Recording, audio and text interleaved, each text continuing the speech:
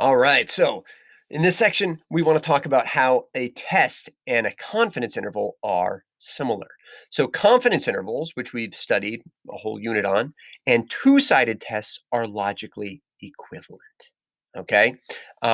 If you think about it, a two-sided test, you can be there's like a rejection region both on the left and the right. A confidence interval, you would if your claim falls within the confidence interval, you're like, yeah, that's a reasonable claim. But if your claim falls on either side outside of the confidence interval, then you would reject. So this has two, a left and a right, that are both outside of the interval. This has a left and a right rejection region. Okay.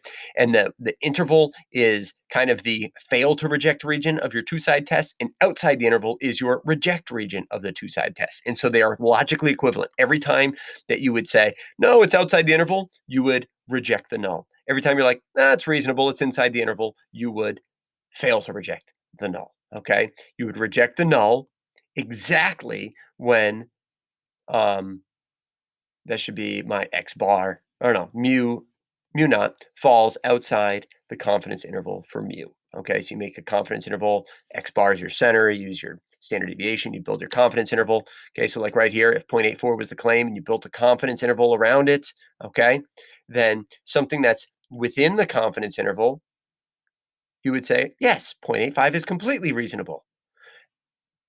Or you would fail to reject mu of 0.85. But if mu is 0.86, that's outside the confidence interval, and you would say, no, that's unreasonable. I'm 99% confident that it's between these two numbers, and you're trying to tell me that it's this number? Sorry, I don't believe you. And guess what? Same thing would happen.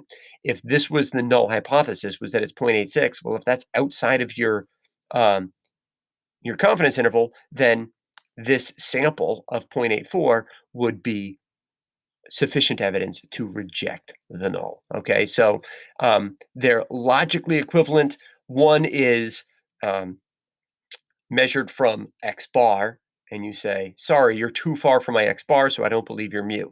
The other one is measured from mu, and we would look out from mu, and the arm lengths would be the same size, similar argument we made earlier, and we would say, no, 0.84 is too far away, so it's too unlikely to occur from this sampling distribution, and therefore I reject it. Okay, so these two ideas are logically equivalent. Okay, two-sided tests.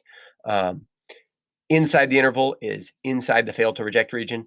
Outside the interval is in the rejection region. So good luck and farewell.